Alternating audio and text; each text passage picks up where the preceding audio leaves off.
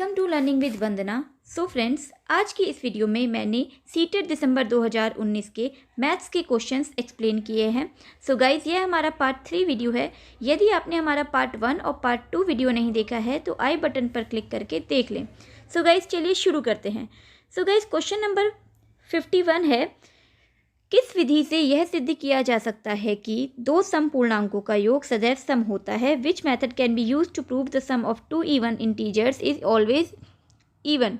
सो guys, सबसे पहले हम देख लेते हैं। ऑप्शन नंबर फर्स्ट दिया है आगमन विधि। आगमन विधि हम जानते हैं जो होती है उदाहरण से नियम की ओर चलती है। ठीक है, तो यहाँ पे उदाहरण से नियम की बात नहीं हो रही है, ये ऑप्शन हमारा गलत हो गया। सेकंड दिया है डायरेक्ट प्रूफ। डायरेक्ट प्रूफ कैसे? दो सम पूर्णांक, दो हो गए जैसे दो, और दूसरा सम पूर्णांक ले लिया हम जैसे 4। ठीक है, तो दो सम पूर्णांकों का योग, योग कितना आया 6, तो क्या ये सम आया? बिल्कुल। तो ये बात हो गई यहीं पे प्रूफ कि दो सम पूर्णांकों को अगर जोड़ेंगे तो वो भी कितना आएगा? सम। तो ये बात बिल्कुल सही है कि डायरेक्ट प्रूफ। ठीक है, तो ये यहाँ पे सटीक बैठी। तो इसका option number 3 and option number 4 अपने आप गलत हो गए। तब भी आप देख लीजिए कि प्रूफ बाय कॉन्ट्रडिक्शन और काउंटर पॉजिटिव प्रूफ क्या होता है। सो गाइस, मैंने आपके लिए यहाँ लिखा है कि आगमन विधि क्या है। आगमन विधि में सबसे पहले विषय वस्तु से संबंधित उदाहरण दिए जाते हैं, उदाहरणों के आधार पर नियम स्थापित किए जाते हैं। ठीक है, सो गाइस, आप लोग ये अच्छे से पढ़ लीजिएगा। ठीक है, चाहिए तो स्क्रीनशॉट ले लीजिएगा। चलते हैं नेक्स्ट क्वेश्चन पे। क्वेश्चन नंबर 52 है, गणित के उच्च प्राथमिक स्तर पर निम्नलिखित में से किन कौशलों को प्रोत्साहित किया जाता है? इनकरेज की बात की। ठीक है, हम किस उच्च प्राथमिक स्तर पर किन कौशलों को प्रोत्साहित करते हैं? पहला दिया है विजुअलाइजेशन, मानस दर्शन। ठीक है, विजुअलाइजेशन का मतलब होता है हम किसी चीज़ को साकार करने की बात कर रहे हैं। ठीक है, ये बात तो बिल्कुल सही है कि हम विजुअलाइजेशन करेंगे। सेकंड दिया है ट्रांसपोजिशन, पक्षांतरण करना। ठीक है, मतलब इधर से उधर ले जाना। तो अगर आप विजुअलाइजेशन की बात करें तो मैं विजुअलाइजेशन का एक एग्जांपल देती हूँ। जैसे हम सभी एक बेहतर शिक्षक बनना चाहते हैं, है ना, ये हमारा सपना है और हम इसे ही क्या करना चाहते हैं? साकार करना चाहते हैं, है ना। ये बात हो गई विजुअलाइजेशन की, हम आगे क्या देखना चाहते हैं। सेकंड दिया है पक्षांतरण करना, मतलब ट्रांसपोजिशन करना। तो ट्रांसपोजिशन को समझने का एक बेस्ट एग्जाम्पल है, जैसे एक एग्जाम्पल ले लेते हैं 1 2 3 4 5। ठीक है, अब इसमें से मैंने आपसे कहा कि इस 3 को आपको 3 की जगह आपको 7 बनाना है, तो आप इसे ट्रांसपोर्ट कर देंगे। 1 2 3 की जगह हमने ट्रांसपोर्ट कर दिया 7 4 5। तो जो प्रोसेस हुआ है ये क्या कहलाता है? ट्रांसपोजिशन। तो ये भी होता है जब हम एक्स वाले क्वेश्चन सॉल्व करते हैं तो हम क्या करते हैं कि एक्स वाली वैल्यूज़ एक संग रखते हैं और बाकी वैल्यूज़ एक संग रखते हैं, तो वहाँ पे भी क्या होता है? ट्रांसपोजिशन होता है। तो ये बात भी बिल्कुल सही है कि उच्च प्राथमिक स्तर पर विजुअलाइजेशन भी होता है, ट्रांसपोजिशन भी होता है, मेमोराइजेशन, किसी चीज़ को कंठस्थ करने की बात हमेशा गलत है। हम कभी भी रोट मेमोराइजेशन पे कभी भी जोर नहीं देते हैं। फोर्थ ऑप्शन दिया है जनरलाइजेशन। तो जनरलाइजेशन का मतलब है जनरल थिंग्स। ठीक है, जो जनरल सभी पर लागू होती हैं। मतलब जैसे बॉड मास हो गया। ठीक है, हर क्वेश्चन में हम अब बड़ी क्लासेस में जाते हैं, हम बच्चे को ये नहीं बताते यहाँ बॉड मास यूज़ करना है, क्योंकि वो जनरलाइज है ना। हम कोई भी क्वेश्चन सॉल्व करेंगे तो हम ध्यान में रखेंगे हमें तो भैया बॉड मास यूज़ करना है, भले लिखा हो या ना लिखा हो, क्वेश्चन कोई भी हो। ठीक है, तो यहाँ पे हो गया जनरलाइजेशन, ये भी यूज़ होता है। एस्टिमेशन, अनुमान लगाना। तो मैथ्स में हम हमेशा क्या करते हैं? Let we assume. ठीक है, मतलब लेट, तो ये ऑप्शन भी सही है। तो हमारा ए बी डी और ई जो दिया है क्वेश्चन ऑप्शन नंबर फर्स्ट पे, वो बिल्कुल ठीक है। चलिए चलते हैं नेक्स्ट क्वेश्चन पे। क्वेश्चन नंबर 53 है। उससे पहले आप देख लीजिए कि गणित शिक्षा के मेन मुख्य उद्देश्य क्या होते हैं। चाहिए तो आप इनको क्या कर लीजिएगा, स्क्रीनशॉट ले लीजिएगा। चलिए चलते हैं क्वेश्चन नंबर 53 पे।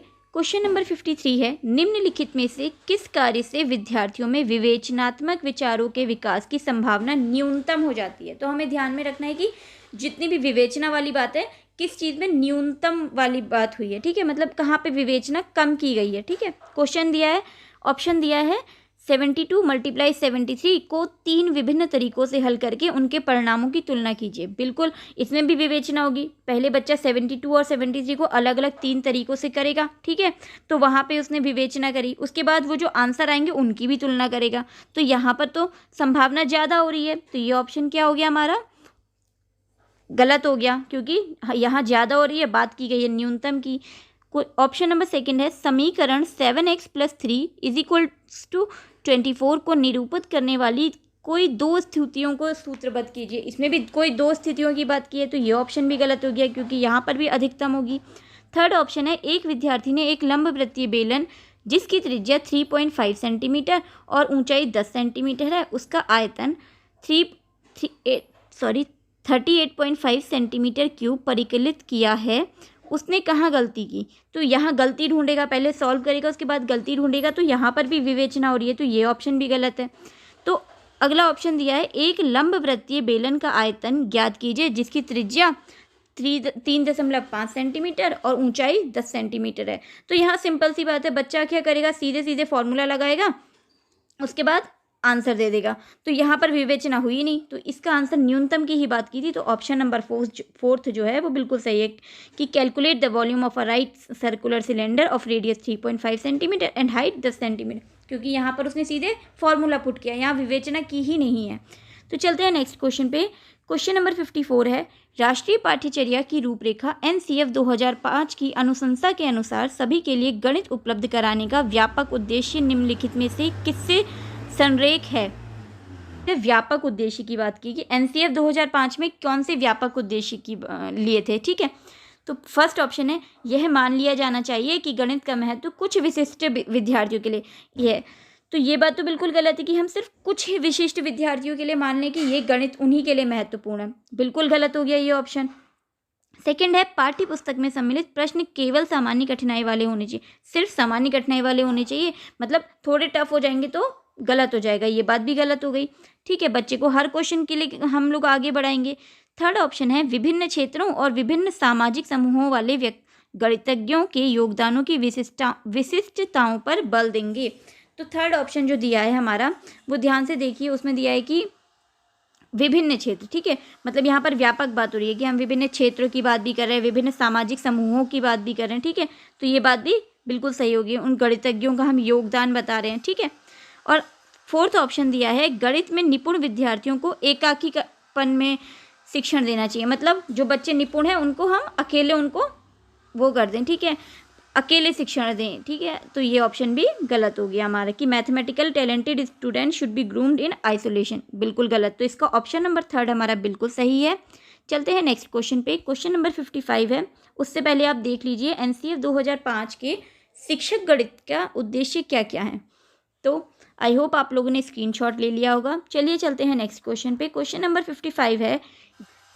55 है गणितीय कक्षा कक्ष को प्रभावी बनाने के लिए निम्नलिखित में से क्या प्रभावी है। फर्स्ट ऑप्शन है समूह में कार्य और समूह में समस्या सुलझाने को हतोत्साहित करना चाहिए, हम बच्चे को डिस्करेज करेंगे, नहीं, बात बिल्कुल गलत है, समूह में कार्य के लिए तो हमें प्रोत्साहित करना चाहिए। सेकेंड ऑप्शन है महत्व दिया जाना चाहिए कि अनिवार्य रूप से गणित एक मूर्त विषय है, ये बात भी गलत है। थर्ड ऑप्शन है एक प्रश्न को हल करने के विभिन्न तरीकों को प्रोत्साहित करना चाहिए, बिल्कुल सही बात है, ठीक है, हम यहाँ बच्चे को प्रोत्साहित करेंगे कि विभिन्न तरीकों के बारे में। फोर्थ ऑप्शन है अध्यापक द्वारा एक नई समस्या को हल करने के चरणों को कुशलता से बोर्ड पर निरूपित करना चाहिए, ये बात भी गलत हो गई, ठीक है। तो हमारा ऑप्शन नंबर थर्ड जो है वो बिल्कुल सही है। चलते हैं नेक्स्ट क्वेश्चन पे।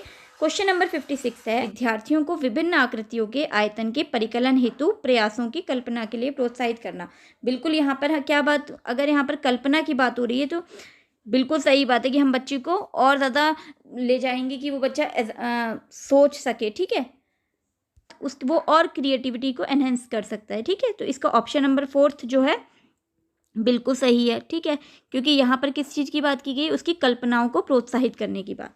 आई होप आप लोग समझ गए होंगे। चलते हैं नेक्स्ट क्वेश्चन पे। क्वेश्चन नंबर 56 है आयतन के मापन के शिक्षण और अधिगम संदर्भ में निम्नलिखित में से कौन सी प्रक्रिया वांछनीय है। तो सबसे पहले हम समझ लेते हैं वांछनीय की बात की गई ना, कौन सी प्रक्रिया वांछनीय है, इंपॉर्टेंट है। ऑप्शन नंबर फर्स्ट है प्रारंभ में एक घन के आयतन के सूत्र को लिखना। तो यहाँ पर हम पहले ही सूत्र को लिखने की बात करें, मतलब रोट लर्निंग पे जा रहे हैं, ये गलत बात हो गई। सेकंड ऑप्शन है प्रारंभ में ही सटीक परिकलन को प्रोत्साहित करना, नहीं, बच्चा गलतियाँ भी कर सकता है स्टार्टिंग में, तो ये बात भी गलत है। थर्ड ऑप्शन है विद्यार्थियों को प्रारंभ में दो विमाओं वाली आकृतियों के आयतन की जानकारी देना। तो सो गाइस हमेशा क्वेश्चन में कभी भी क्वेश्चन आते हैं तो उसमें दो आंसर जो है वो हमें ठीक ही लगते हैं, ठीक है, तो हमें उनमें से बेस्ट आंसर ढूंढना होता है। फोर्थ दिया है विद्यार्थियों को विभिन्न आकृतियों के आयतन के परिकलन हेतु प्रयासों की कल्पना के लिए प्रोत्साहित करना। तो हम अगर ध्यान दें तो इसमें कल्पना की बात हो गई है, ठीक है। तो कल्पना की बात हो गई है, तो कल्पना की बात हो गई है, तो ये बात बिल्कुल सही है कि हम बच्चों की कल्पना की बात हुई है तो बच्चे की क्रिएटिविटी और एनहेंस हो सकती है। चलते हैं नेक्स्ट क्वेश्चन पे। क्वेश्चन नंबर 57 है, पियाजे के अनुसार बच्चों की दिक् स्थान की समझ के लिए निम्नलिखित में से क्या सही नहीं है, ठीक है, क्या चीज़ गलत है। फर्स्ट ऑप्शन है ज्यामितीय बोध की प्रगति एक सुनिश्चित क्रम का अनुसरण करती है, ठीक है।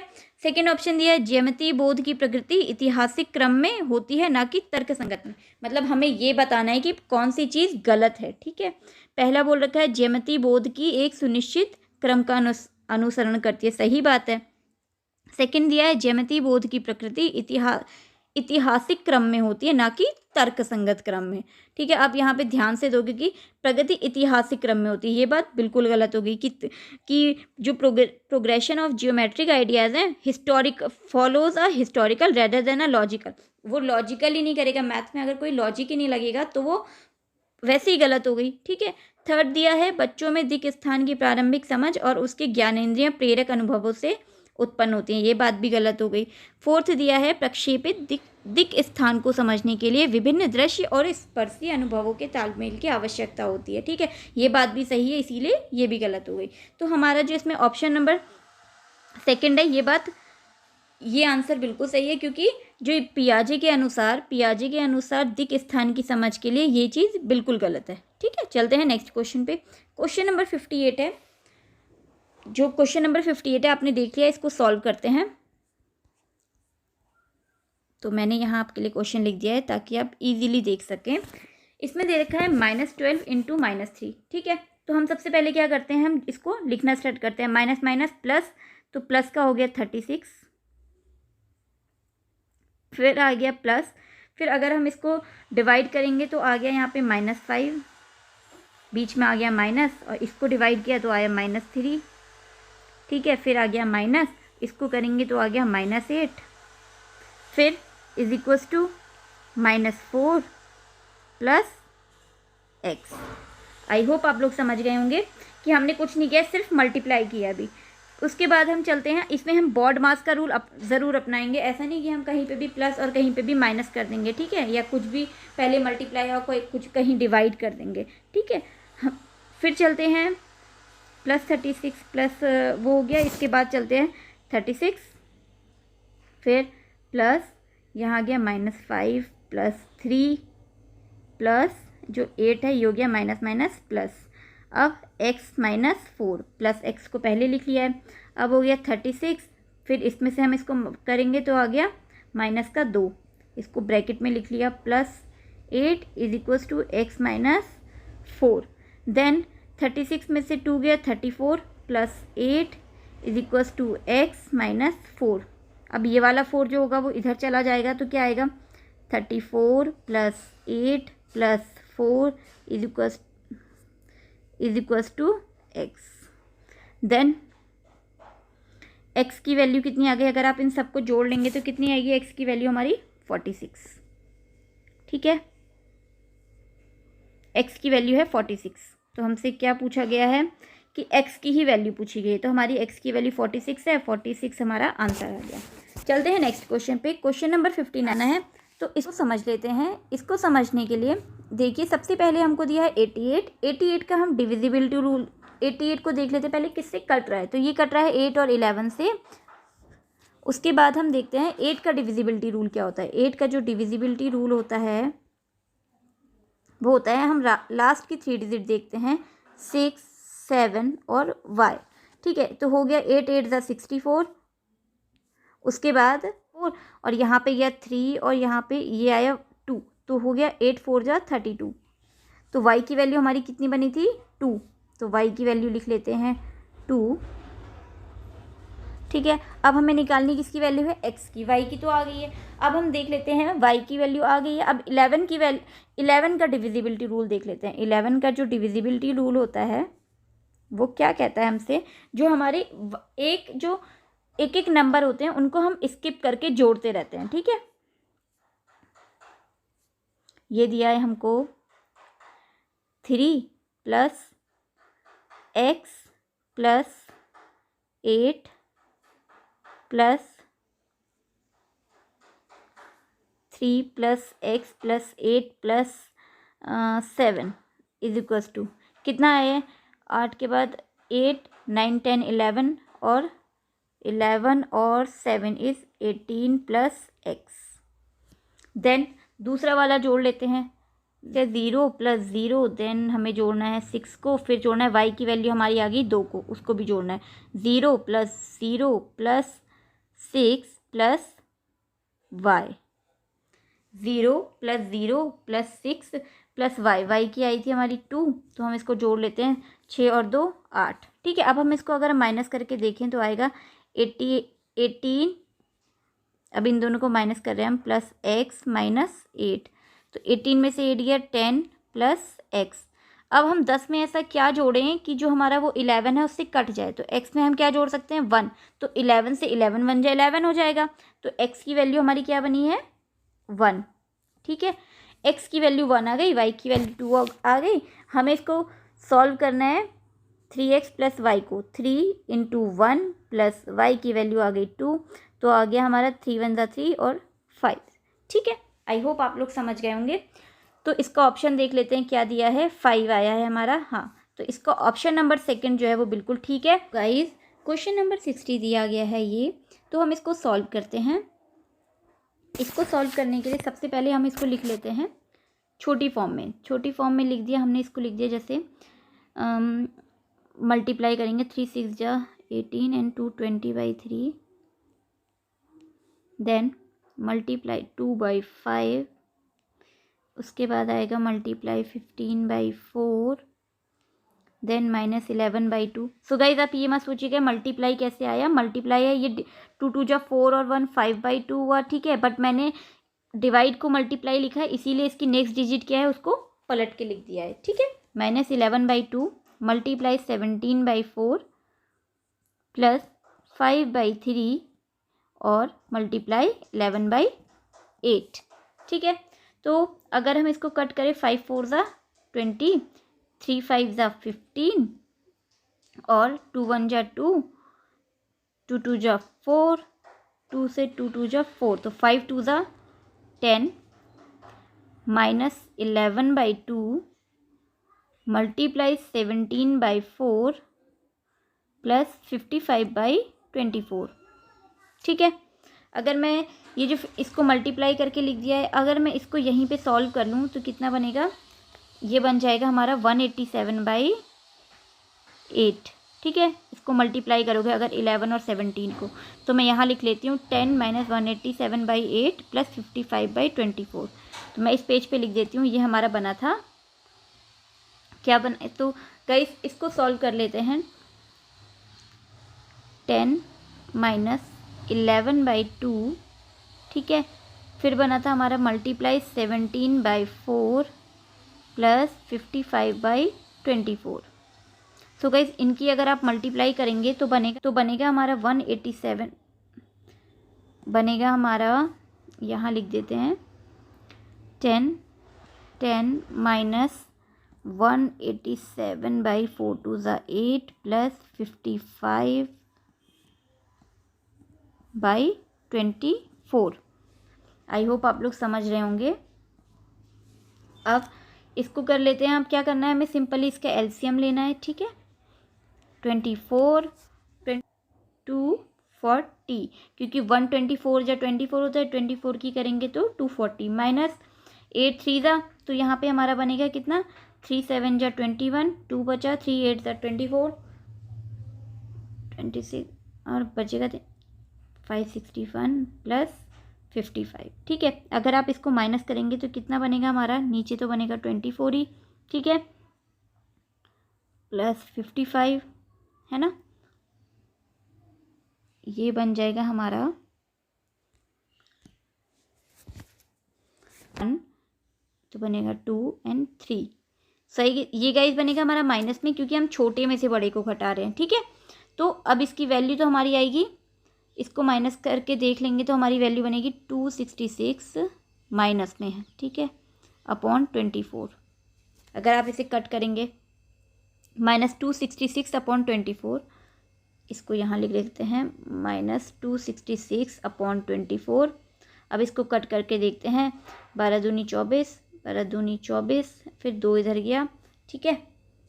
तो पूरा तो नहीं जा रहा है हमारा, तो हम 2 से कर लेते हैं। 2 के बाद किया 12, ठीक है। 2 एकम 2, 2 तियाँ 6, ठीक है। और ये भी बना 2 तियाँ 6, 133/-133/12। अब इसको हम इसी फॉर्म में लिख लेते हैं, क्योंकि आंसर हमारे इसी फॉर्म में 12 1 जा 12, ठीक है। 12 1 जा 12, तो कितना बचा 1, तो बना आंसर हमारा -11 1/2। तो ये हमारा आंसर है। सो गाइस देख लेते हैं, -11 1/2 दिया है हमें, तो यही हमारा सही आंसर है। आई होप गाइज आपको वीडियो अच्छी लगी हो। अगर आपको वीडियो अच्छी लगी हो तो please like, share, subscribe and comment ज़रूर करें। Thank you very much.